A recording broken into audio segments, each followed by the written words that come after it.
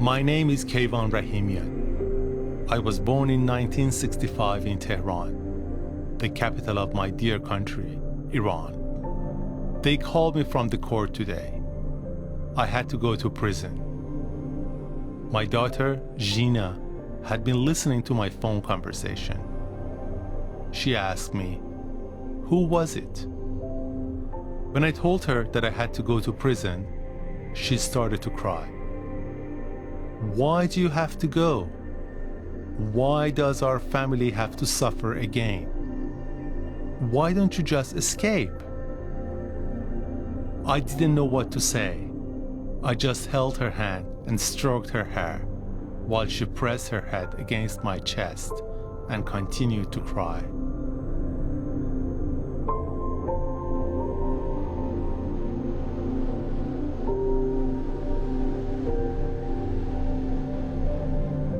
Baha'is are a religious minority in Iran. The Baha'i faith originated in Iran, but it now has more than 7 million followers in 218 countries and territories around the world. Baha'is believe in non-violence, equality of men and women, and universal compulsory education. Unlike Muslims, Baha'is don't believe that the Prophet Muhammad was the last messenger of God. They follow the teachings of Baha'u'llah, who founded the religion in 1863. Since then, many Muslim Iranians have called the Baha'is enemies of God and have persecuted them. Since the Islamic Revolution in 1979, Baha'is have become second-class citizens in Iran. They have been persecuted by their government and have been denied of basic rights such as education and employment.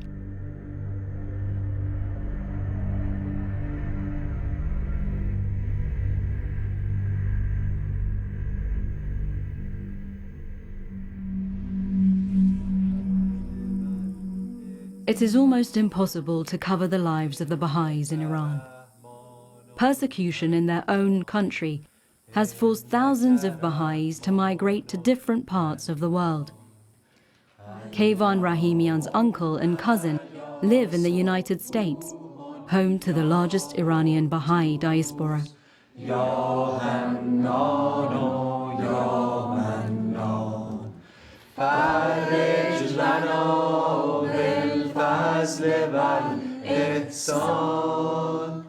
Every person at this gathering has lost a friend or a family member since the 1979 revolution.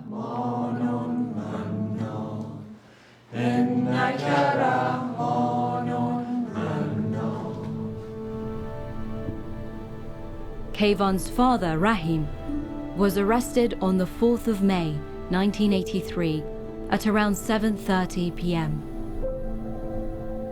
وقتی که یک کسی به منزل از کمیته ها به منزل کسی میرفت، اگر کسی تلفن میزد به اون منزل میگفتن مهمان داریم و من چون زنگ زده بودم و ایشون گفت مهمان داریم، من متوجه بودم که ایشون گرفتار خواهد شد.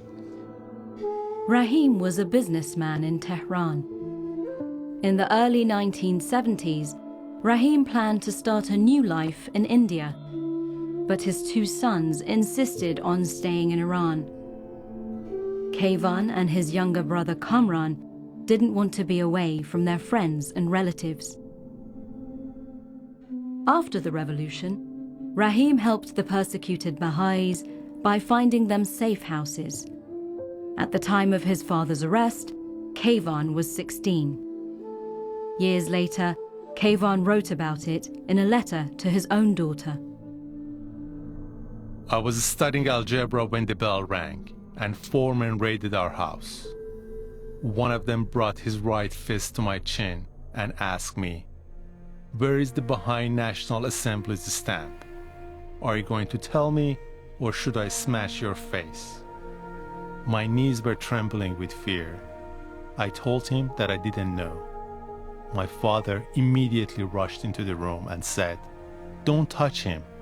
If you have any questions, ask me." After his arrest, Rahim was taken to an unknown location. چیزی که یادم میاد سختی پسر عموام بود که در سن خودم بودن و علاقه و وابستگی که به پدر داشتم در اون سن و بدونی که در یک روز پدرتو میبرن و بعد از چند وقت از خونه، اتاق تخت خوابت، وسایل شخصیت بی دلیل باید بذاری و بری بیرون. اون برای من خیلی سخت بود. After days of searching for him, Rahim's family found out that he was sent to Evin prison, where hundreds of Bahá'ís and thousands of other prisoners had been tortured and executed. In a letter smuggled out of the prison, a Bahá'í prisoner described what Rahim had to endure. Once again, they tied Mr. Rahimian to the bench and severely tortured him. After whipping and beating him savagely, they threw him by me in the hallway. It's impossible to describe his condition. He could hardly breathe, and until the day he was released, he still had difficulty breathing. His sighs could melt any heart with a shred of humanity in it, and his feet were bloody and swollen. He was in such pain that a convulsion shook all his body.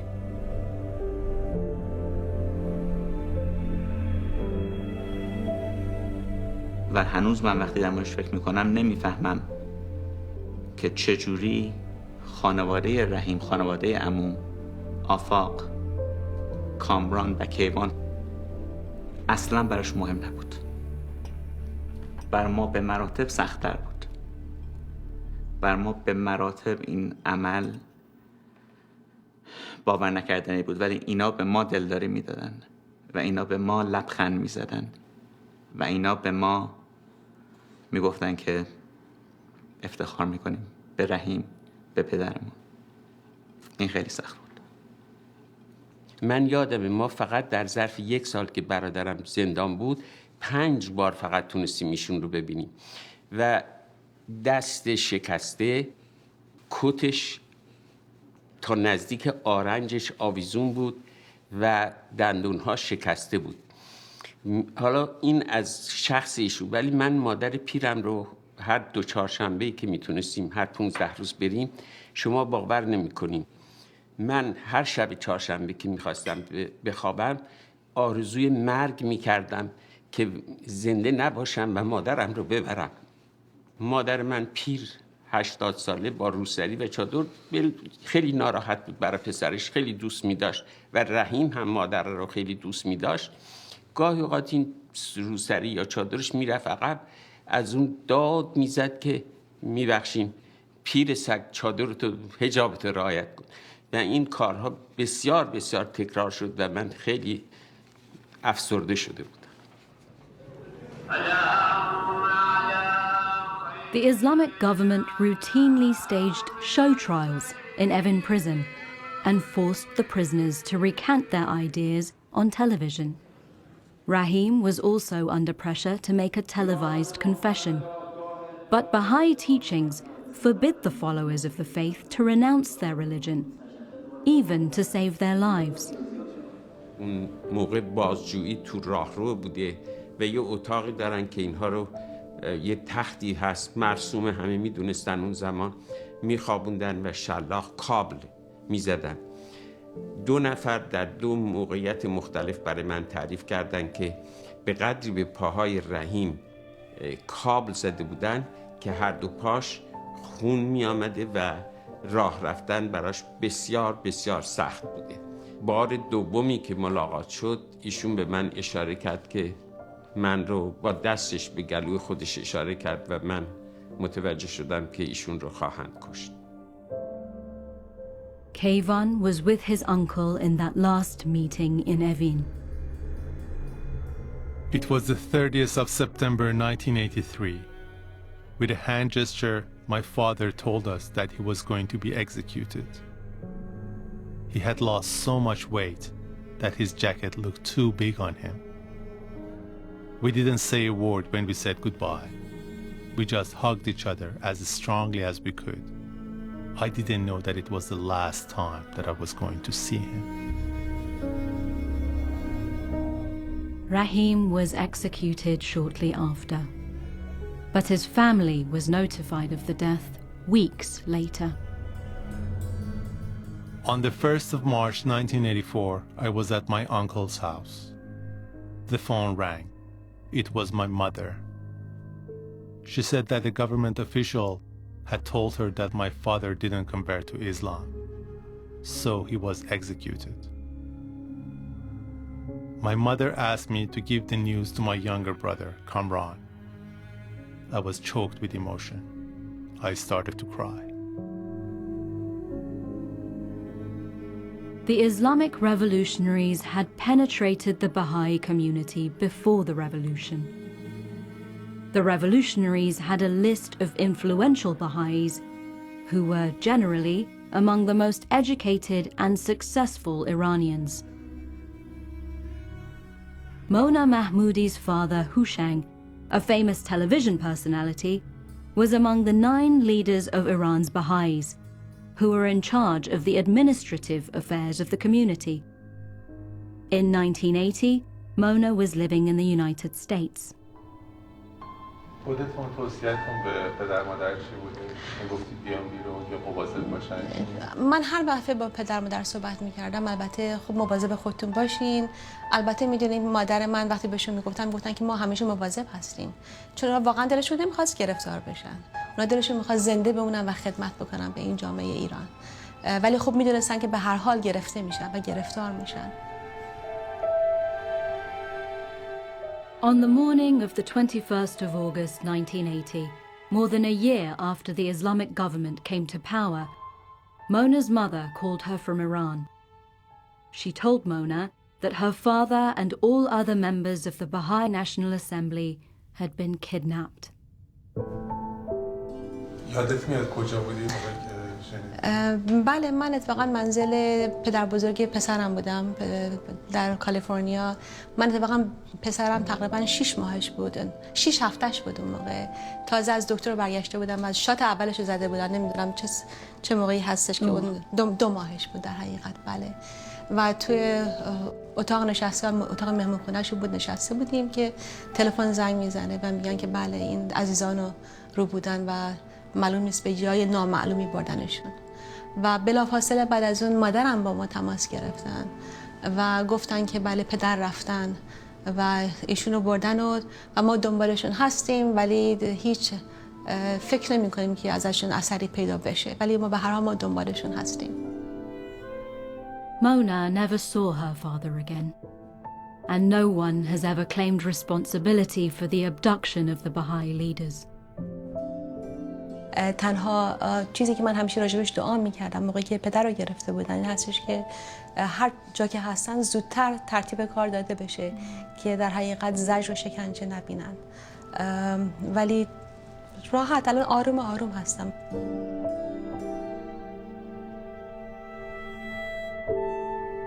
Following the kidnapping of the first assembly members in 1980, Iran's Baha'is chose 9 new leaders, including Mona's mother, Jinus, a prominent meteorologist.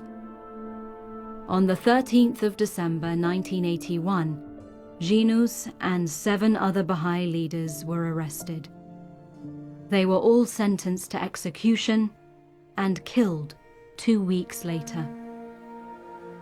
خب مراحل خیلی سختی بودش، ولی خب ما را جدی میگم که ما از آدمایی بودیم که فکر میکنم خیلی لاکی بودیم، خوش شانس بودیم که میدونستیم که اولا پدر مادر هدفشون چی هست و واقعا اون کاری که پدر مادر دوست داشتن میکردن در ایران، چون اونا موقعیت داشتن از ایران بیان بیرون ولی نمیخواستن از ایران بیان بیرون. اونا دلشون میخواست زنده بمونن و خدمت بکنن به این جامعه ایران. ما اصولا یه جامعه صلح طلب هستیم و اصلا باورمون نمیشه که یک همچین موازی برای این جامعه یا افراد اون جامعه پیش بیاد، چون تو عوالم سیاست هم نیستیم. وقتی همچین چیزایی برای هر کی پیش میاد، چون تجربه نداریم از قبل که اگر اینطوری شد ما چه بکنیم، برای شروع ما خیلی بیشتر ضربه میخوردیم تا اینکه راه پیدا بکنیم که چجوری خودمون رو آرام بکنیم، چون در مقابل حکومت واقعا نمیتونستیم کاری بکنیم. Within 5 years after the Islamic Revolution, more than 200 Baha'is were executed. Among them, farmers, university students, business leaders, and physicians.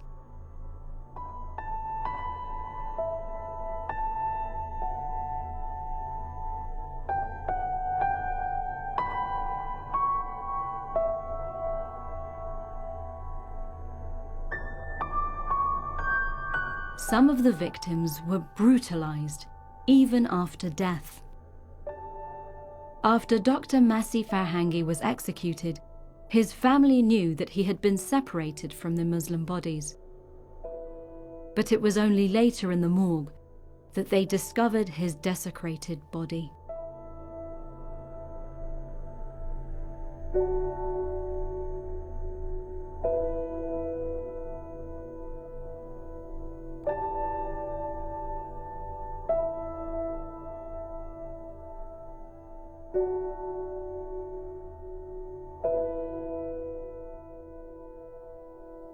جمهوری اصلا فکر نمی کرد که با کشتن محفل ملی ایران، خیلی موضوع مهمیه، به کشته این گروه رو دیگه اصلا جامعه حیات داشته باشه.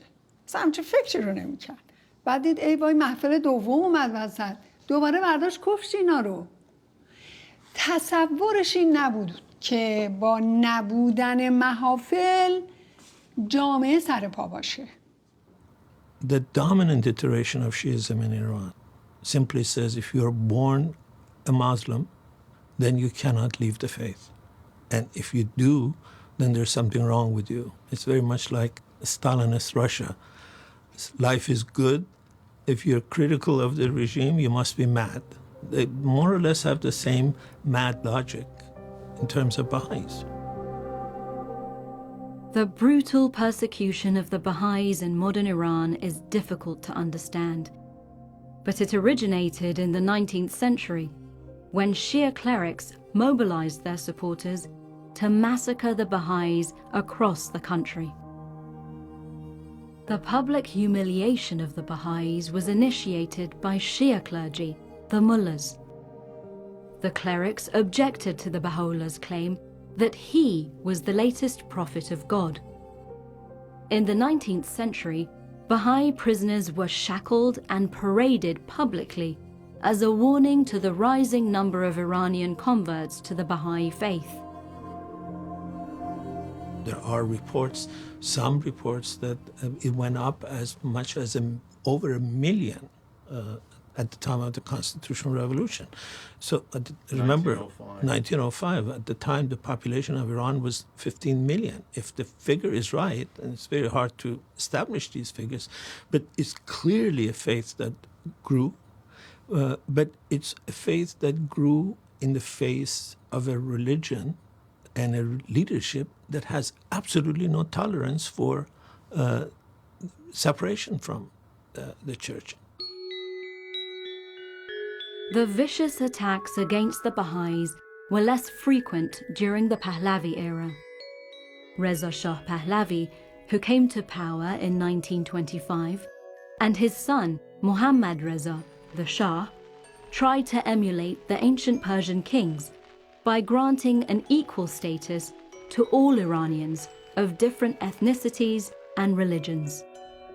The Pahlavis gave the Baha'is almost the same rights as other Iranians.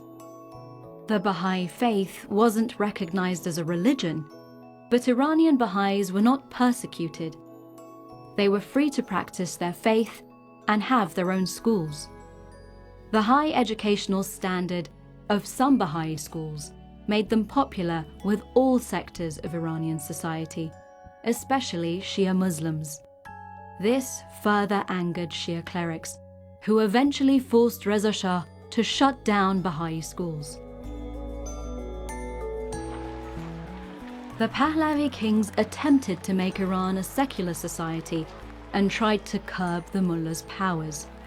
But most Iranians remained religious, and the clergy continued to be an influential force. The Shah knew that in order to remain in power, he had to appease the mullahs. In 1954, a group of vigilantes led by a mullah destroyed the main Baha'i religious center in Tehran. The Royal Army commanders barricaded the religious center so the crowd could destroy the building with impunity, and even used pickaxes to help the anti-Baha'i mob. But despite random attacks against their communities, the Baha'is actively took part in the modernization of Iran during the time of the Shah. The Shah's relative tolerance toward the Baha'is angered many Muslim clerics. Those mullahs particularly objected to the Shah's family laws that gave equal rights to women and women's suffrage. They claimed that the Shah passed those laws under Baha'i influence. در دیانت بهایی یکی از اصول دیانت بهایی تساوی حقوق زن و مرده. پس زنان و مردان حقوق مساوی دارن. ولی در دیانت بهایی وقتی به تعلیم و تربیت میرسه، زنان تعلیم و تربیت زنان همیشه ارجحه بر آقایان. تو یه مثالی زدن برای توضیح دادن بیشتر این مسئله که وقتی که یه خانواده اگر یک پسر و دختر در خانوادهش وجود داره اگر مشکل مالی داره و نمیدونه کدوم رو باید به مدرسه بفرسته و اونا باید تحصیل بکنن، باید ارجحیت به دختر اون خانواده داده بشه، به خاطر این دختر هستش که بزرگ خواهد شد، مادر خواهد شد و فرزندانی خواهد داشت و این مادر هست که وظیفه تعلیم و تربیت فرزندانش رو به عهده خواهد داشت. Ayatollah Ruhollah Khomeini, the future leader of the revolution, began his campaign against the Shah in 1962.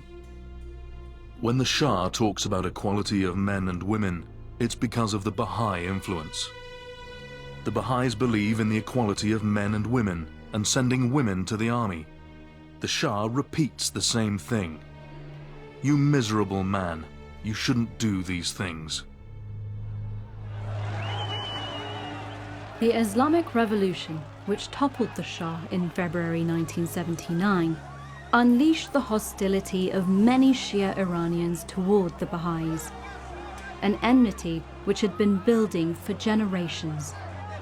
Ayatollah Khomeini used this revolutionary fervor to destroy the remnants of the Shah's regime and build his own version of an ideal Islamic society. Iranian officials rarely discuss their actions against the Baha'is and refused to talk to us.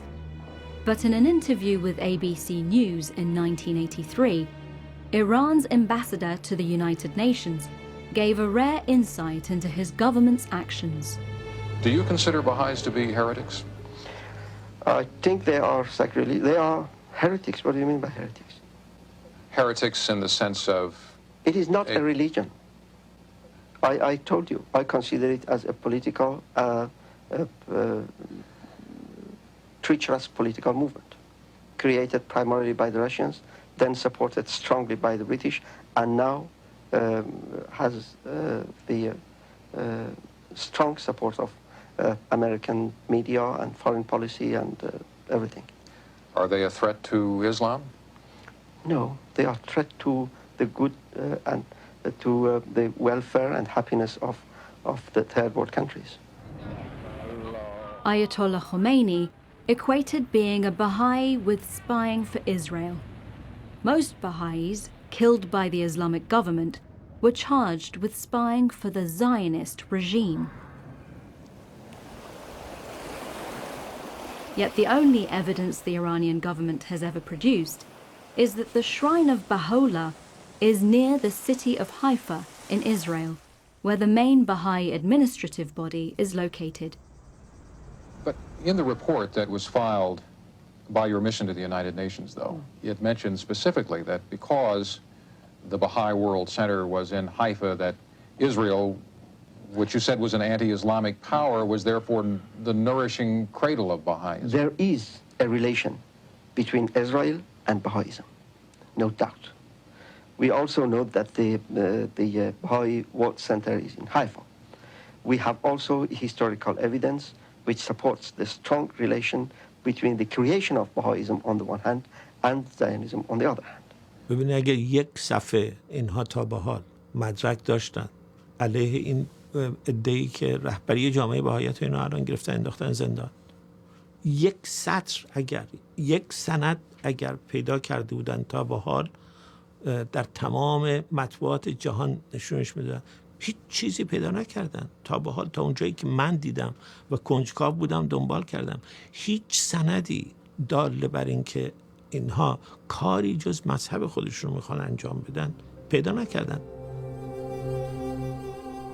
Iranian officials never mentioned that Baha'u'llah was buried in Palestine, which was part of the Ottoman Empire in 1892, more than 57 years before the establishment of the State of Israel.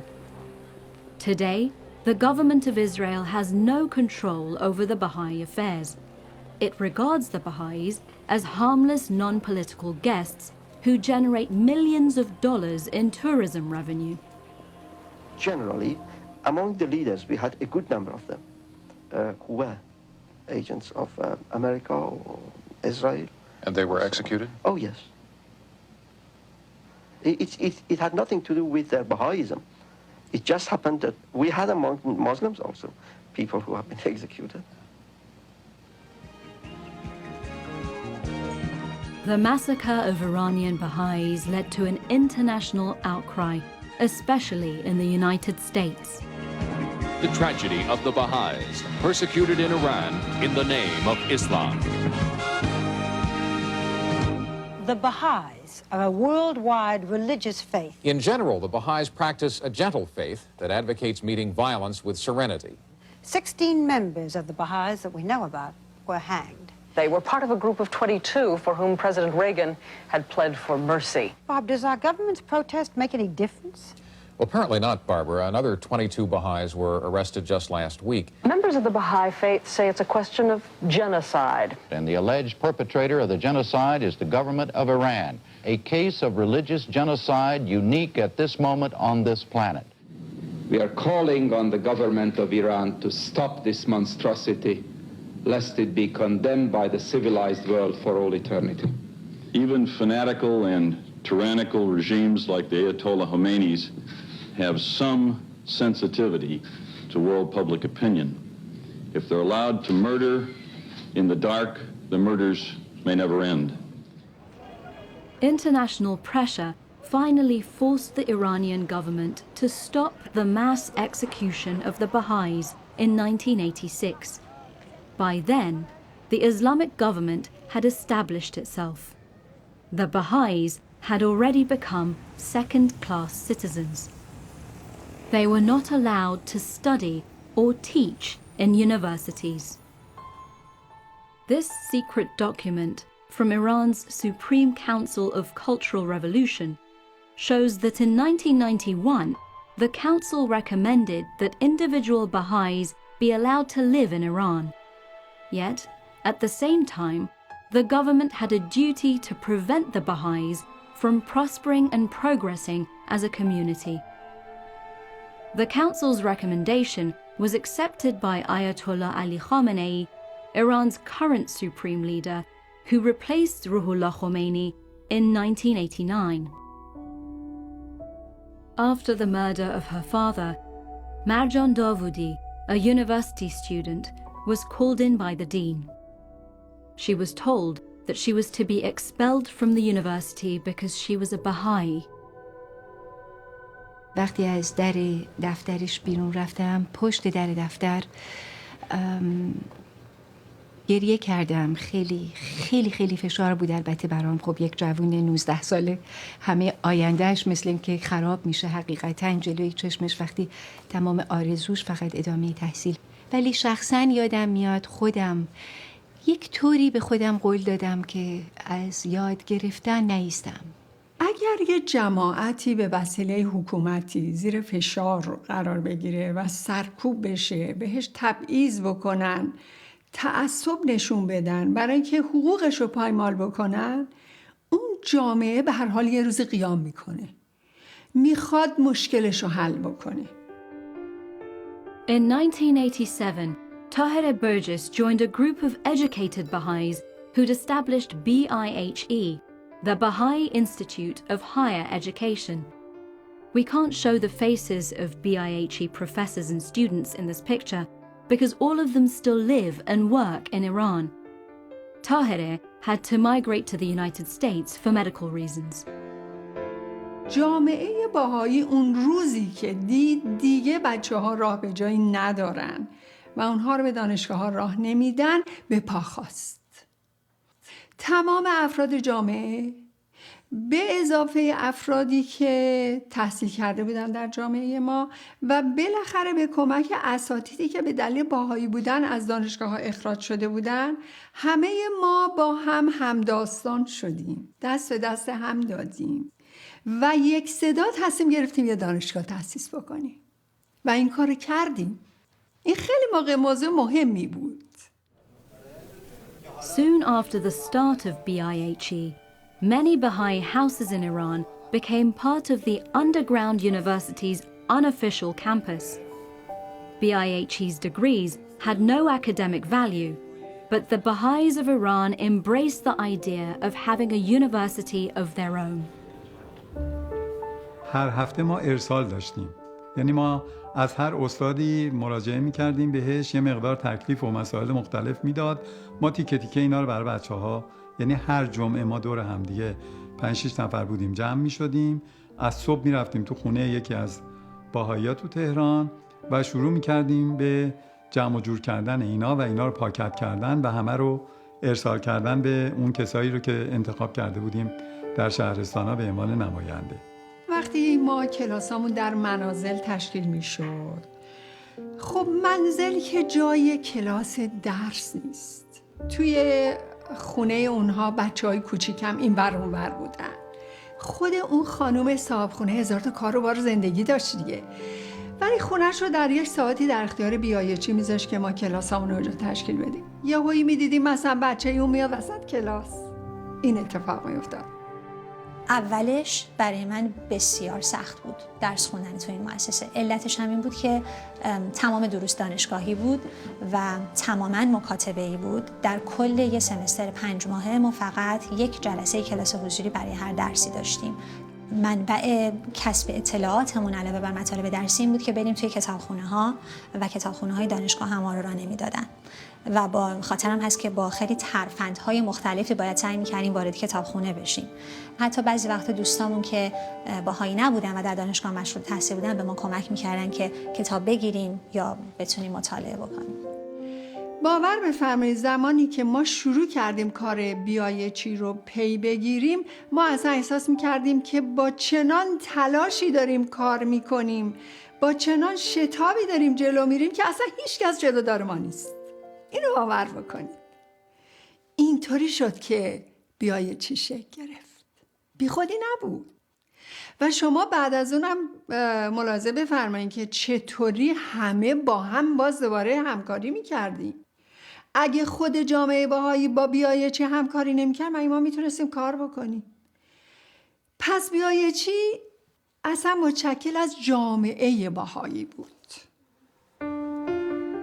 The internet changed BIHE's teaching system in the 1990s. Many classrooms were replaced by email, voice and video chat, and other online teaching forums. That allowed many Baha'i and non-Baha'i academics around the world to teach BIHE students inside Iran.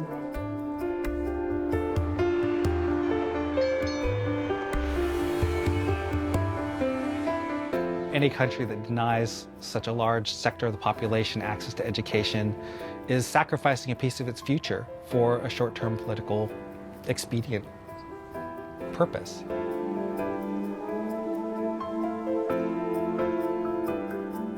You know, it's funny because it's actually really vitalizing to be around people who are working for something without any compensation, for something that's so important that they really believe in. And that gives you a lot of energy and a lot of gives you a lot of momentum in your own life. I think it's really helped me outside just working on the curriculum. I feel the rest of my life has been enriched.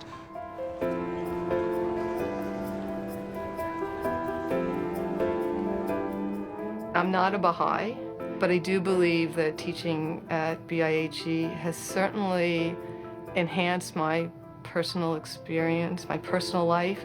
I think it's made me a better teacher, not just for the people in BIHE, but for my students here.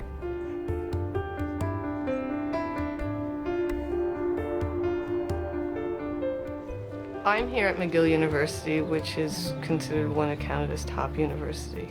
And so I am working apparently with the best and the brightest. The only difference between the students at BIHE and my students are they don't have the opportunities. I sometimes wish the students I taught here understood how people are so thirsty to go to university, and I wish my students here understood that how lucky they are.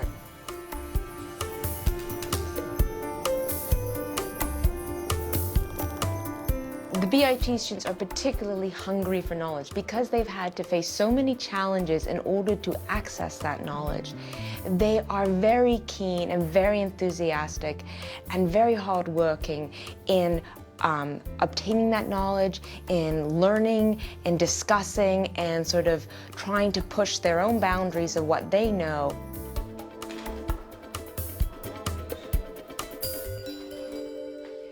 When you exclude people from education, it's like you're cutting off part of one of your limbs. We had a student whose house was ransacked, and they came in and sort of kind of interrogated them in the house and ransacked through the house, took materials that were BIHE materials. We had another student whose family member was taken in for questioning. They didn't know what was going to happen. I've had a really enthusiastic, very bright student turn in straight A work in any school in the United States. People would have been very happy to have this individual there. The guy, finished his degree at the BIHE, and he's, he was happy, but I was kind of upset that he was going to become a plumber's assistant. That's the level of opportunity that's available to him. The degrees given by BIHE in its nascent stage had no academic value. But in the mid-1990s, a number of universities around the world praised the academic value of BIHE and started to accept its graduates. Today, BIHE graduates study in more than 100 prominent universities around the world.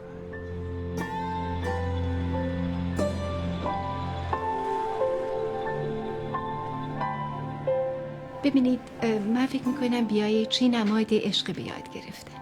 یعنی بهترین تصویری هست که تو بتونی در دنیای امروز، حتی میتونم بگم در تاریخ دنیای آموزشی بی‌نظیر از این لحاظ که زیباترین تصویر رو از اینکه عشق به یاد گرفتن چه معنی داره و چه تأثیری میتونه داشته باشه در نهایت محرومیت نشون میده.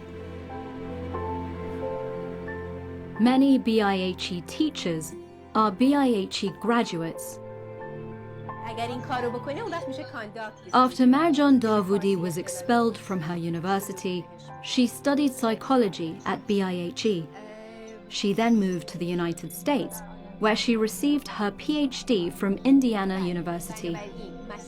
She is now a practicing psychologist in San Diego and a BIHE teacher. من یادم وقتی که به هر حال بیرون اومدم و رفتم مستقیم دانشگاه ایندیانا، وقتی که رجیستریشن این خانوم گفت که خیلی خوب از فلان روز میتونی بری سر کلاس، اسمت نوشته شد و دانشجوی رسمی ما هستی، اینقدر ازش تشکر کردم که شک کرد اصلا چرا من دارم نکنه ریگی به کفشم به قول معروف تقلبی کردم کاری، چرا من اینقدر ازش تشکر. باور نمیکنه شب تا صبح نخوابیدم برای اینکه صبح قرار بود سر کلاس بنشینم در حالی که 37 سالم بود. یا این کتابخونه رو وقتی درش باز شد و نگاه کردم و دیدم که الان من میتونم برم واقعا از کتابخونه کتاب انتخاب کنم و بخونم. یا کامپیوتر وجود داره که من بتونم بازش بکنم، تازه شروع شده بود. چیزایی که خیلی عادی و معمولیه برای ما مثل یک آرزویی بود که داره به حقیقت میپیونده. Keyvan Rahimian and his younger brother Kamran also graduated from BIHE. Kamran studied educational counseling in the University of Ottawa in Canada for 4 years, where he received his master's degree. In Canada, Kamran studied Marshall Rosenberg's non-violent communication process, which helps people to solve their conflicts peacefully. During his studies, Kamran visited his uncle Enayat in Phoenix. کامران وقتی که به امریکا اومد و من به کرات از اون خواهش کردم که امکان این که تو اینجا بمونی هست، با صراحت لهجه و اعتقاد کامل معتقد بود که من باید به ایران برگردم و اون چه آموخته‌ام به دیگران بیاموزم و من این خدمت رو وظیفه وجدانی خودم میدونم و به هیچ وجه حاضر نیستم که اینجا بمونم و از مسئولیت وجدانی که دارم دور باشم. Kamran and Keyvan's wives were also teachers at BIHE and organized non-violent communication workshops. Their decision to stay and teach in Iran came at a heavy price. Keyvan wrote about this in a letter to his daughter Gina. I asked my wife, Fereshte, if we have the right to make a decision for Gina and stay in Iran. We've made a choice and we are proud of it. But I fear Gina will question us about our decision in the future and ask, why did you make such a decision for me?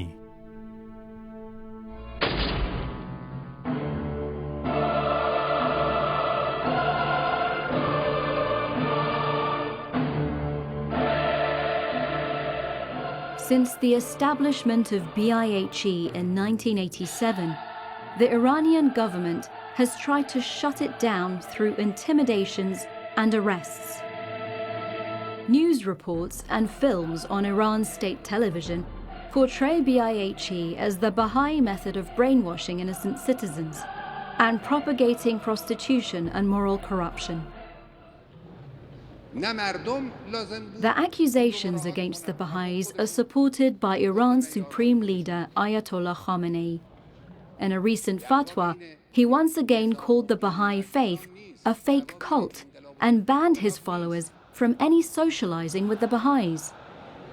Iranian government officials and diplomats claim that the Baha'is enjoy the same rights as other Iranian citizens. But the government turns a blind eye to harassment of the Baha'is. It calls the attacks spontaneous manifestation of anger by Muslims against infidels. This secret footage shows vandalized Baha'i properties, businesses and cemeteries in different cities in Iran by unknown assailants. این سومین محلیه که بعد از انقلاب در اختیار بهائی‌ها قرار داده شده تا مرده‌هاشون رو توش دفن کنن. ولی در تمام این سالها هیچ کدوم از این محل‌ها از اذیت و آزار دوستان در امان نبوده. با زحمت بسیار و وسط بیابون اینجا با هزار سختی درختی کاشته بودن، دوستان زحمت کشیدن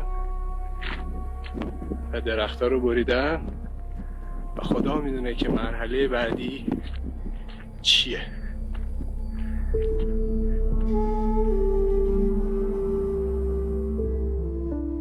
Kamran Rahimian, his wife and several other BIHE administrators and teachers were arrested in September 2011.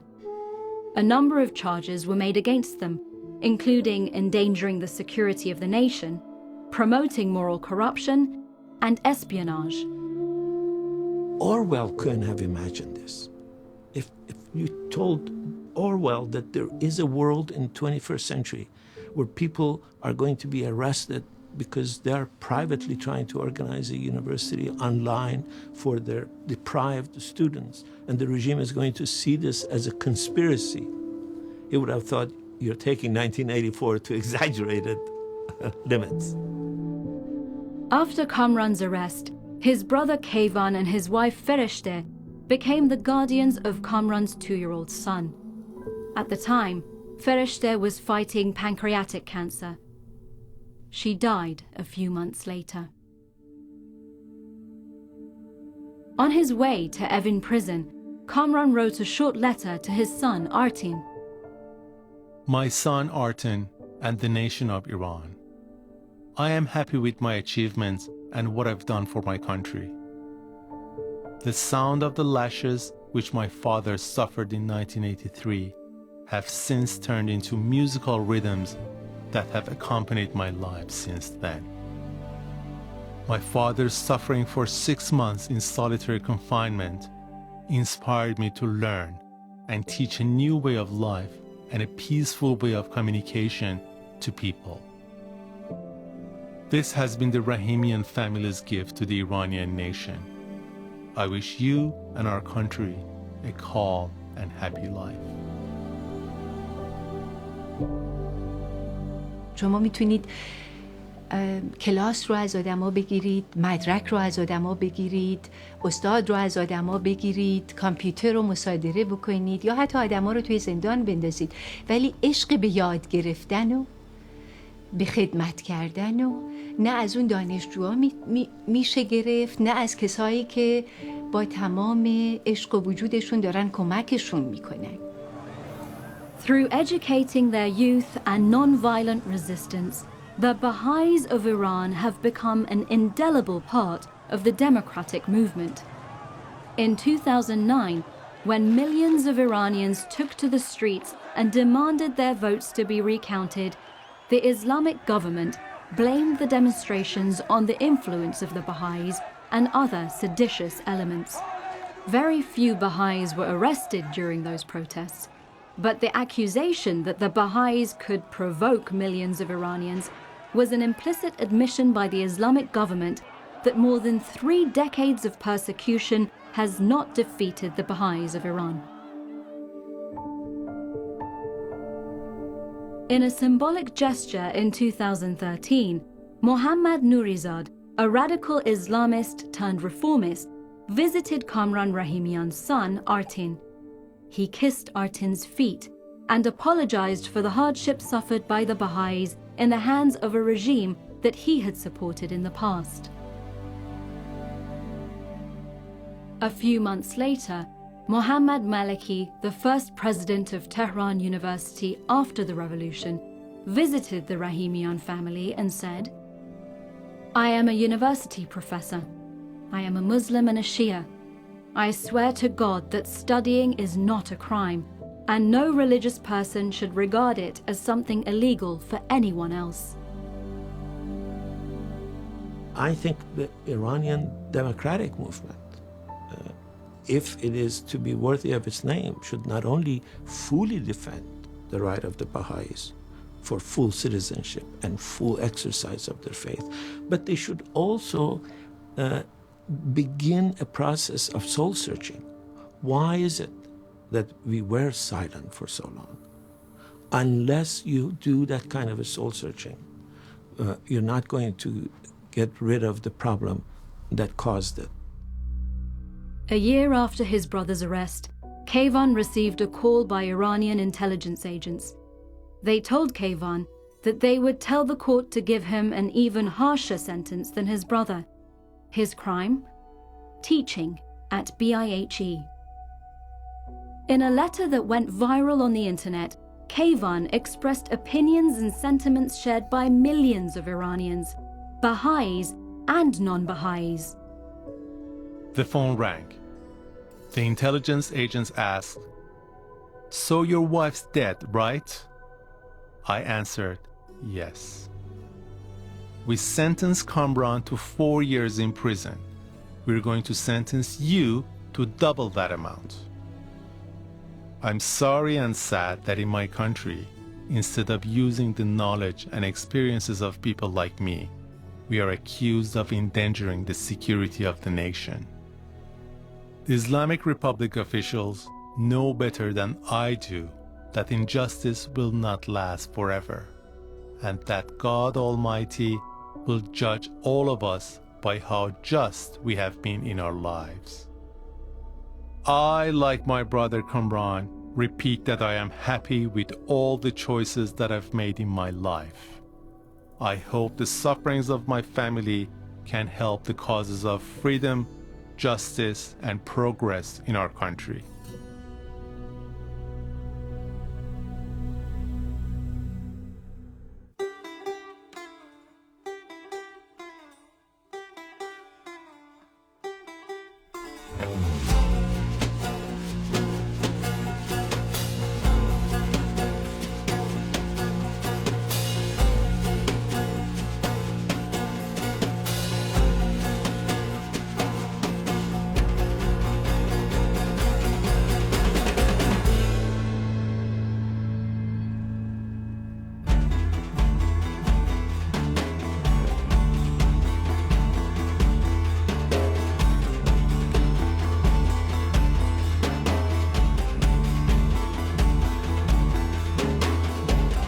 بیا تا گل برافشانی بیا تا گل برافشانی مومی در ساغر اندازی مومی در ساغر اندازی مومی در ساغر اندازی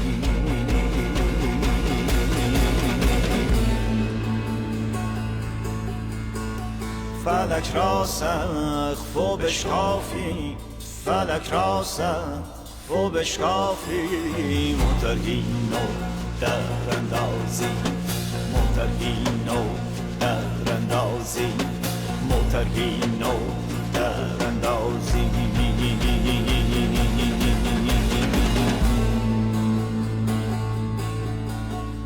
یکی از عقل و میلافد یکی طامات و میبافد بیا کین داوری ها را به پیش داور اندازی به پیش